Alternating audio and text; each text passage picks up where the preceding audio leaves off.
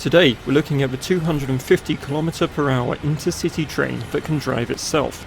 This is the German ICE3 train on the Kassel to Wurzburg route for Train Simulator World 3. Let's jump in and get set up.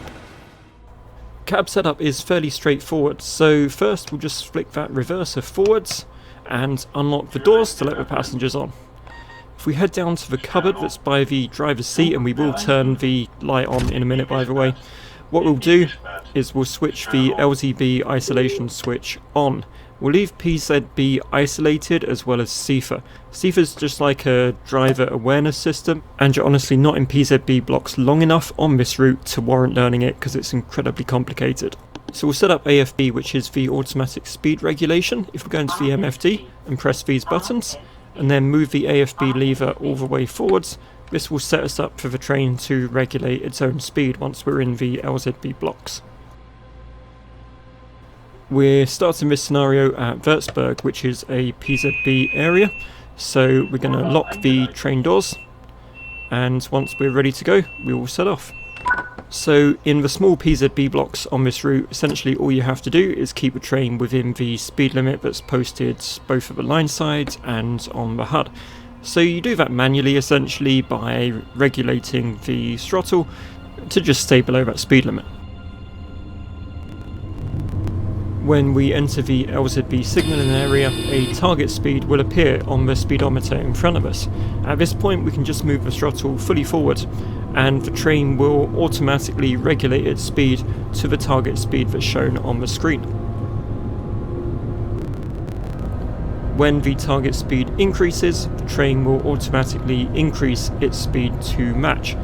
It will continue to do this all the way up to either line speed or the current speed allowed by the traffic conditions ahead.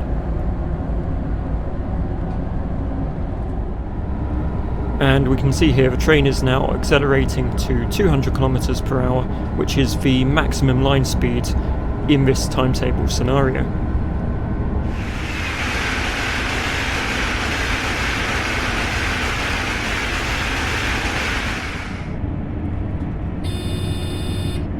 When the target speed decreases, either due to a speed restriction or traffic ahead, you'll hear an alert and a new target speed will appear.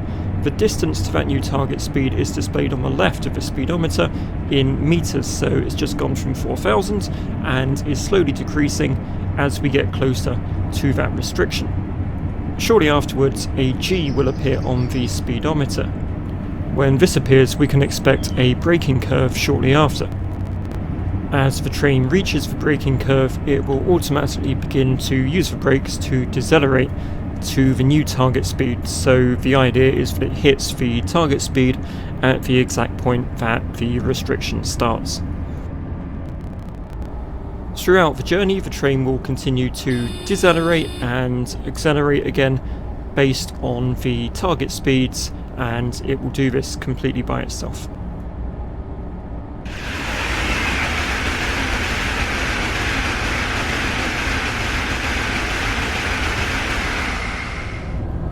On approach to a station, if the signal at the end of a platform is permissive, so it's not red, the train will usually hold a speed of around 100 km/h on approach to that station.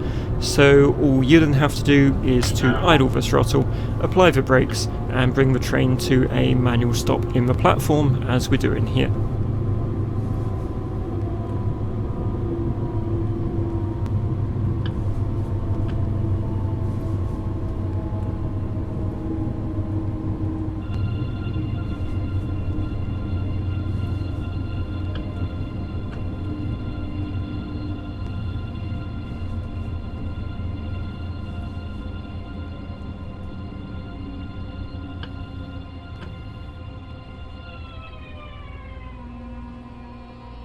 Once the train has stopped, we just open the doors, let the passengers on, and wait until it's time to depart.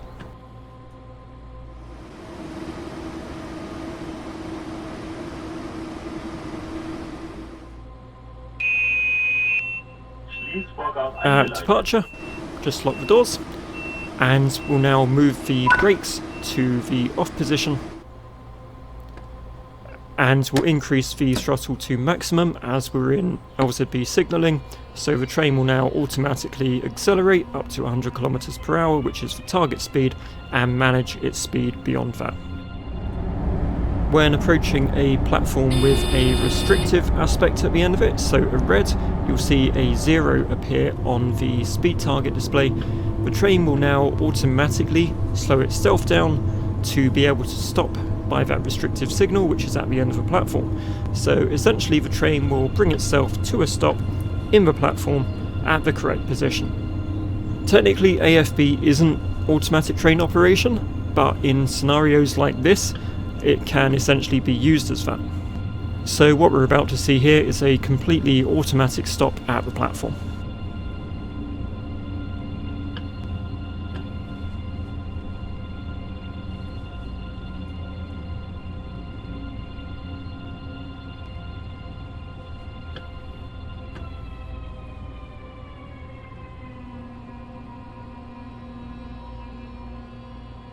Once the train has brought itself to a stop, move the power lever to idle and set the brakes just to hold the train in position as you open the doors. Departure from an automatic stop in an LZB area is exactly the same as departure from a manual stop in an LZB area, which we saw earlier in the video. If you're running this route in the opposite direction and departing from Kassel, you'll actually be departing in an LZB area from the start. So after setting up the AFB and LZB as we saw at the start of this video, all you'll have to do is just move that power lever all the way forwards and the train will take care of everything until you hit the PZB area at Wurzburg. When the train is about to transition from an LZB signalling area into PZB, you'll hear an alert. You'll get a target speed of 60 kilometers per hour and you'll see end flashing on the speedometer display. At this point, just hit the PZB release key. The end light will go solid, and while you're still in the LZB area, the train will continue to decelerate automatically to the 60 km per hour target speed. As you leave the LZB area, enter the PZB area, your target speed will disappear, and you should now drive the train manually, following the signals and the speed limits displayed on the HUD and on the trackside. This is a really short section just up to the platform at Wurzburg, so essentially you're just slowing down all the way to a stop, which is going to be a manual stop at the platform. AFB is also available in the ICE1 train in LZB signalling areas. The ICE1 is also included with the Kassel to Wurzburg route. It works exactly the same way. The only difference is that the isolator switch is in a cabinet behind the driver's seat and not to the side.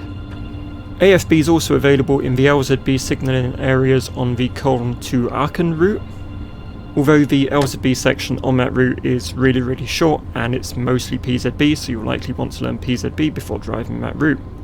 So that concludes this introduction and demo to AFB and LZB signalling in Train Sim World 3. I hope you found it useful.